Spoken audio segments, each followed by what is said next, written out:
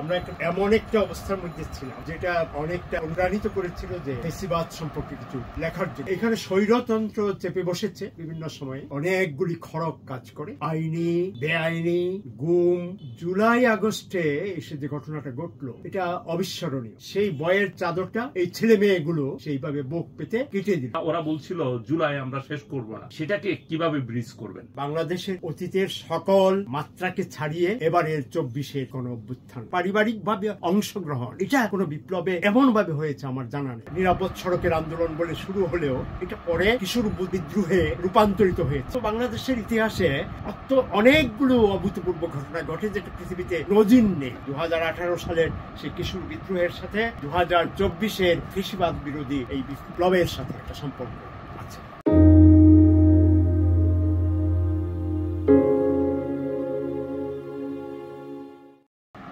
আবদ্ধ July August পার করছি। এই সময়ের আলোচিত লেখক গবেষক সিরাজউদ্দিন সাথী, যিনি গত 2 দশক সমানে দেশ, মাটি, মানুষ, সভ্যতা নিয়ে লেখালেখি করে আসছেন। তিনি মানুষ নিয়ে লিখেছেন, মানুষের সভ্যতা নিয়ে লিখেছেন, জনপদ নিয়ে লিখেছেন, আবার নিজের দেশকে নিয়েও লিখেছেন। তার ছাত্রজীবন থেকে, শৈশব থেকেই তারুণ্যে উদ্বুদ্ধ এক সাহসী মুক্তিযুদ্ধ করে এই দেশ স্বাধীন করেছেন, জনপদে কাজ করেছেন, ছাত্র রাজনীতি নিয়ে কাজ করেছেন, ছাত্র নেতা ছিলেন, চলে গেলেন অন্তরালে আমলাতন্ত্রে। কেমন আছেন সাথী ভাই? ভালো আছি। একটা আপনি যেরকম শুরুতে বলছিলেন যে জুলাই আগস্টের আবদ্ধ সময়, সেই সময় পেরিয়ে একটা অন্যরকম সময়ে অনেকটা স্বাধীনভাবে কথা বলার, স্বাধীনভাবে চলার মুক্ত অবস্থার মধ্যে আছি। কাজে এই অবস্থায় ভালো থাকতেই হবে, ভালো আছি। আরেকটা ভালো থাকার আনন্দ আমি আজকে আপনাদেরকে দিতে পারি। উনি নতুন একটি বই লিখেছেন, অনেকগুলি বইয়ের মধ্যে, সাহসী উচ্চারণের মধ্যে আজকের আরেকটি বই, যেটি আমাদের পাঠক সমাবেশের জন্য, বাংলাদেশের পাঠকের জন্য, 2 বাংলার পাঠকের জন্য, বাংলা ভাষাভাষী পাঠকের জন্য একটা ব্যতিক্রম বই। ফেসিবাদ, অতীত বর্তমান, ভারত বাংলাদেশ প্রেক্ষিত। একটু করে কি বলবেন এই বইটি কখন লেখা শুরু করেছিলেন? আমরা যতটুকু জানি বেশ কয়েক বছর ধরে আপনি ভাবছেন, চিন্তা ছিল আগামী ফেব্রুয়ারিতে এই বইটি হয়তো পাঠকের সামনে আসে, আমরা এখনই নিয়ে আসলাম। একটু বলবেন? আপনি সঠিকই বলছেন। আপনি জানেন ওই রকম একটি ধারণাই লেখা শুরু করেছিলাম। আমরা এমন একটা অবস্থার মধ্যে ছিলাম যেটা অনেকটা অনুপ্রাণিত করেছিল যে ফেসিবাদ সম্পর্কে কিছু লেখার জন্য। ফেসিবাদ একটা নেতিবাচক রাজনৈতিক আদর্শ। বাংলাদেশে ফেসিবাদ নিয়ে খুব বেশি আলোচনা হয়েছে, আমার চোখে পড়েনি। কারণ বাংলাদেশে শাসন ব্যবস্থা, মানুষের আকাঙ্ক্ষা সবসময় গণতান্ত্রিক ছিল এবং সরকারগুলো গণতন্ত্রের কথা বলে ক্ষমতায় গিয়েছে। এখানে স্বৈরতন্ত্র চেপে বসেছে বিভিন্ন সময়ে, কিন্তু কখনোই এটা চরম আকার ধারণ করে ফেসিস্ট রূপ ধারণ করতে পারেনি। কিন্তু এবার এরকমটা হয়েছিল এবং এই কারণে ফেসিবাদ মাথায় ঘুরছিল আমার। আমরা সবাই জানি যে ফেসিবাদ জন্ম হয়েছিল ইউরোপে এবং 20 শতাব্দীতে, এবং একটা ভয়ঙ্কর রূপে, এবং তার একটা পরিণতিও হয়েছিল। এবং এই পরিণতির পর মনে করা হতো যে পৃথিবী থেকে ফেসিবাদ বিদায় নিয়েছে, এর আর আবির্ভাব ঘটবে না। তো সেই ওই রকম একটা ধারণায় আমরা অনেক বছর কাটিয়েছি। কিন্তু এই সময়কালে এসে দেখছি না, ফেসিবাদ নিপাত হয়নি, ফেসিবাদ ঘুরে ফিরে আসছে। যেটি ইউরোপে জন্ম নিয়েছিল সেটি সারা পৃথিবীতে সংক্রামক ব্যাধির মতো আসছে, আমাদের এই কোভিড ভাইরাসের মতো, এবং সেটা আমার দেশকে ছুঁয়ে গেছে, আমার মাটি মানুষকে এর শোষণে, পেষণে, নিষ্পেষণে এটা রক্তাক্ত করেছে। পাশের দেশেও সেটা হয়েছে।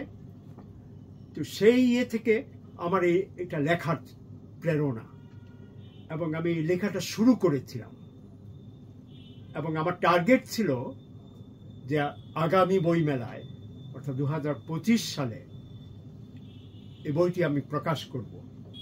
এটা লেখার ক্ষেত্রে আমি যথেষ্ট সতর্ক ছিলাম, কারণ আমরা এমন একটা অবস্থায় লেখালেখি করছিলাম যেখানে কলমকে হিসাব করে রেখা টানতে হয়, নিজের মধ্যে একটা সেন্সরশিপ কাজ করতে হয়, অনেকগুলি খড়ক কাজ করে, আইনি, বেআইনি, গুম, নানা রকমের যন্ত্রণার বিষয় লেখকদের মাথায় থাকে। তো সেগুলো বিবেচনায় রেখে এই বইটি আমি তখন খসড়া অর্থাৎ পাণ্ডুলিপি তৈরি করা শুরু করেছিলাম। জুলাই আগস্টে এসে যে ঘটনাটা ঘটল এটা অবিস্মরণীয়।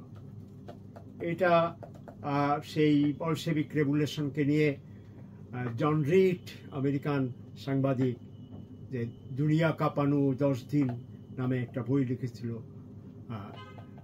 10 days that shook the world, সেই রকম একটা ঘটনা এবার ঘটেছে। পুরো দেশকে, পুরো অঞ্চলকে, উপমহাদেশকে কাঁপিয়ে দিয়েছে। কারা? সেই আমাদের তরুণ ছাত্ররা,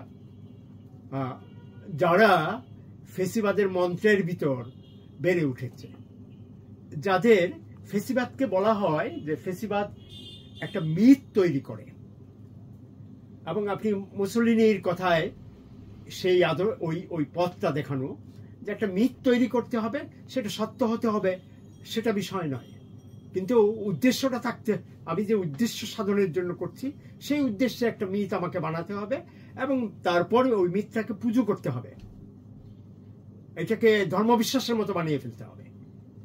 তো আমাদের দেশেও এরকম একটা মিথ তৈরি করা হয়েছিল, সেই মিথের পূজাও হয়েছে।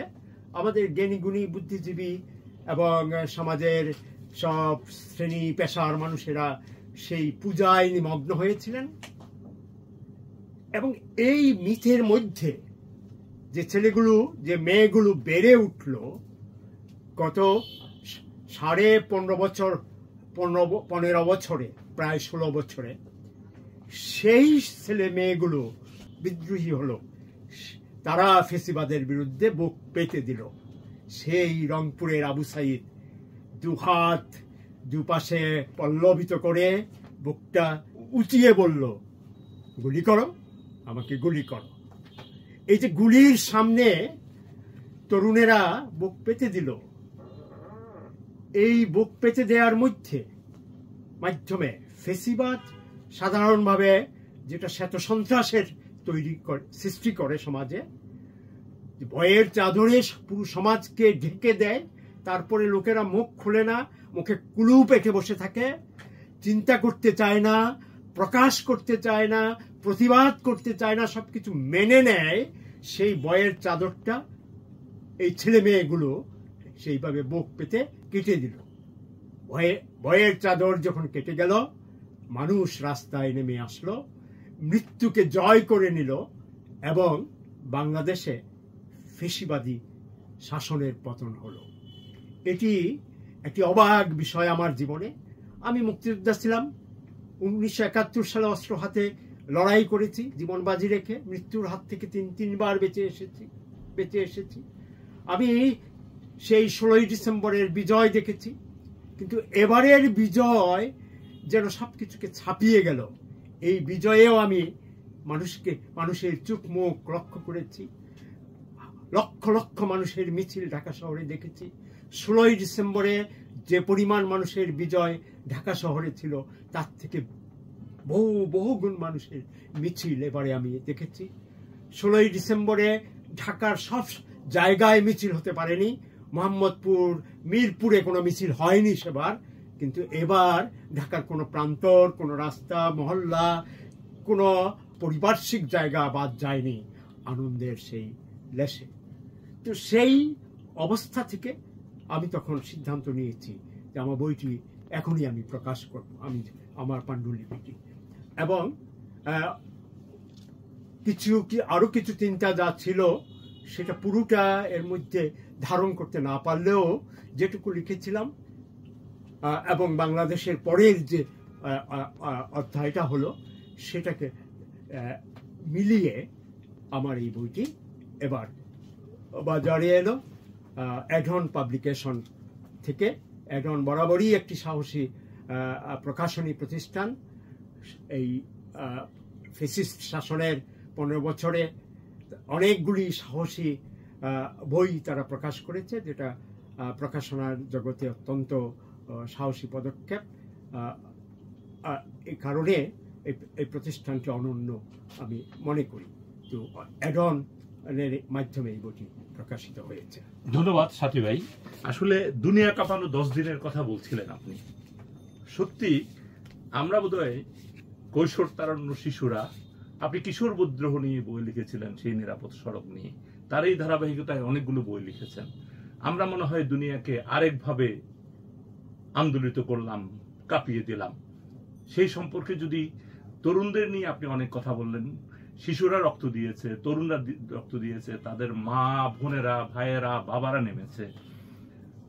বাংলাদেশের প্রেক্ষাপটে এই যে দুনিয়ার কাঁপানো 10 দিনের সাথে এই জুলাই আগস্টের, বা ওরা বলছিল জুলাই আমরা শেষ করব না, সেটাকে কিভাবে ব্রিজ করবেন একজন গবেষক, লেখক, আমাদের সাহসী মুক্তিযোদ্ধা হিসাবে? এই সময়েরও যোদ্ধা আপনি, কলম যোদ্ধা আপনি চালিয়ে যাচ্ছেন। এটা অসম সাহসী এবং বিরল এবং ব্যতিক্রমী। বাংলাদেশের এই জুলাই আগস্টের 24 সালের গণ অভ্যুত্থান কোনো অংশে অন্য বিপ্লব, আপনার পৃথিবীতে যতগুলো বিপ্লব হয়েছে, ফরাসি বিপ্লবের কথা আমরা জানি, সোভিয়েত বিপ্লবের কথা জানি, আমরা মাও সেতুংয়ের লং মার্চের কথা জানি, আমাদের 71-এর মুক্তিযুদ্ধের কথা জানি, 69-এর গণ অভ্যুত্থানের কথা আমরা জানি, এবং 90 সালেও একটা গণ অভ্যুত্থান বাংলাদেশে হয়েছিল, এই সব কিছু জানি। কিন্তু আমি মনে করি বাংলাদেশের অতীতের সকল মাত্রাকে ছাড়িয়ে এবারের 24-এর গণ অভ্যুত্থান, এই গণ অভ্যুত্থান নানা বৈশিষ্ট্যে অন্যদের থেকে আলাদা। এটা ধরেন অন্য যে বিপ্লবগুলি পৃথিবীতে হয়েছে তার পেছনে রাজনৈতিক শক্তি, দীর্ঘকালের প্রয়াস এবং প্রস্তুতি নিয়ে সেটা হয়েছে। আমাদের এই যে 24-এর বাংলাদেশে, এটার কিন্তু জুলাই মাসের প্রথমেও, অর্থাৎ 16 তারিখের আগে কেউ বুঝতেই পারে নাই যে এরকম একটা ঘটনা এখানে ঘটতে পারে। এবং 16 তারিখে যখন এটা শুরু হলো তখনও কেউ ভাবতে পারেনি যে এটা গণ অভ্যুত্থানে পরিণত হবে।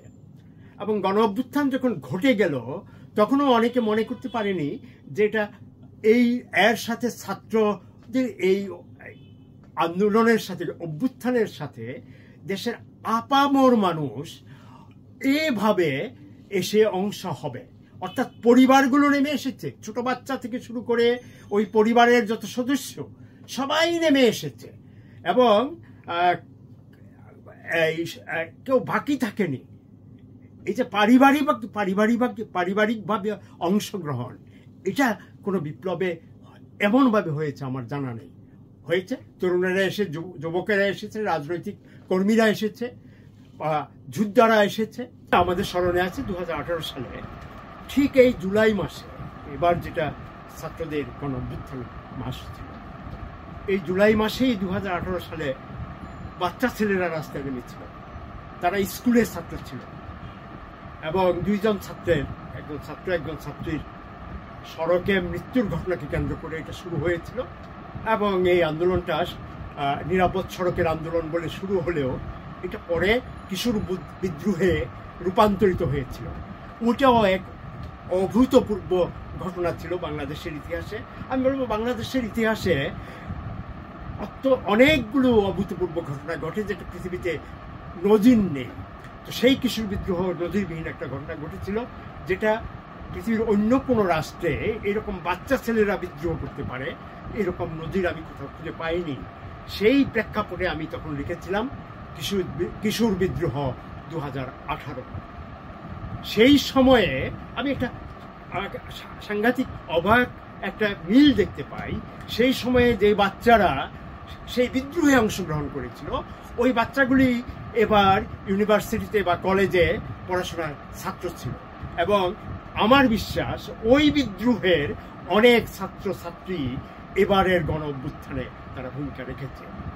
আমার কোনো ওইভাবে স্টাডি করা নেই, কিন্তু আমার মনে হয়েছে যে ওই কিশোর বিদ্রোহের সাথে 2018 সালের সেই কিশোর বিদ্রোহের সাথে 2024-এর ফ্যাসিবাদ বিরোধী ফ্যাসিবাদ অবসান ঘটানো এই বিপ্লবের সাথে একটা সম্পর্ক আছে। সত্যি আপনি আমাদের ব্রিটিশ বিরোধী বিপ্লবীদের নিয়ে বই লিখেছেন, কিশোর বিদ্রোহ নিয়ে লিখলেন, পৃথিবীব্যাপী ফ্যাসিবাদ নিয়ে লিখলেন, বাংলাদেশের আরও বিদ্রোহীদের নিয়ে আপনি বই লিখেছেন, আপনি নিজেও বিদ্রোহী। আমাদের যারা বিদ্রোহ করলো তাদের আগামীর লাল সালাম জানিয়ে আজকে আমাদের আলাপন আমরা শেষ করলাম। সামনে আরও দেখা হবে সিরাজউদ্দিন সাথীর সাথে। ধন্যবাদ সবাইকে। ধন্যবাদ।